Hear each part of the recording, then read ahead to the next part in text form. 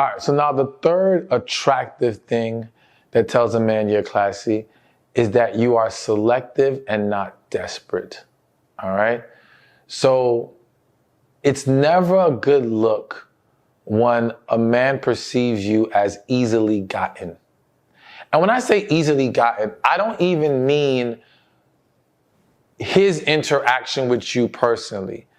I mean how you're perceived with men in general. All right? If you're viewed as a woman that just, the quality of man that you entertain is perceived to be below what you should be dealing with, so it looks like you're not selective, that works against you. And of course, in some situations, the man will have no idea who you dealt with. But in situations that he does, I always say, I think people don't realize, men and women, that who we entertain can reflect poorly on us. Whether we want to believe it or not, whether we think it's fair or not, that's what happens.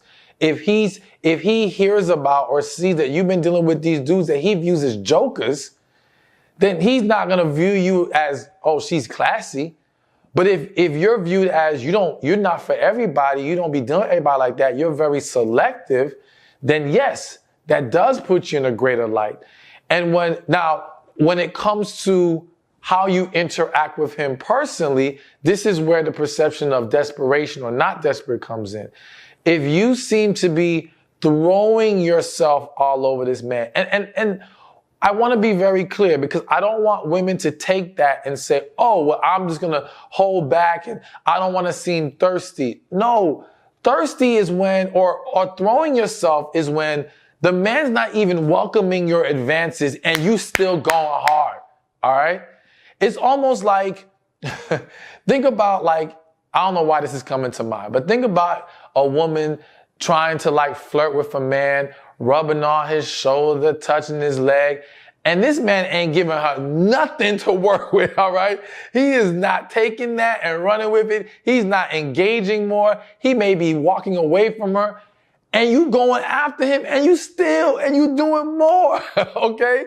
This is where it starts to look desperate versus if you're flirtatious with him, but then he's being flirtatious back and there's this kind of a dance going on between you two of engaging and flirting and showing interest. That's not thirsty. You know what I'm saying? And let's also understand this.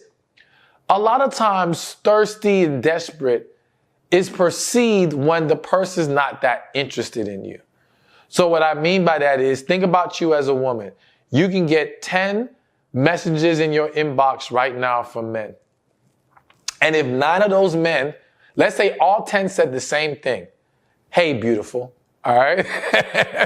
And 9 of those 10, you are not attracted to, you have no interest in, you're going to be like, ugh, they're so thirsty. What's wrong with these guys? Oh my gosh. You're not going to look at it in a positive light.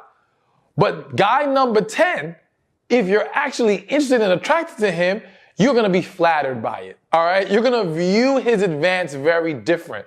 So a lot of times when we attach words like thirsty and desperate, it has a lot to do with there wasn't real interest to begin with. And that's why when I gave you that example, if he's engaging with you, then there's nothing wrong with putting your interest out there.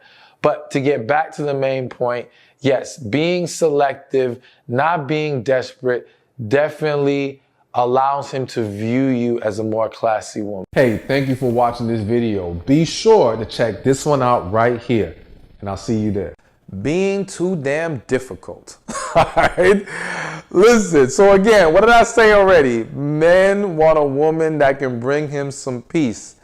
When you are difficult to deal with, there is no peace.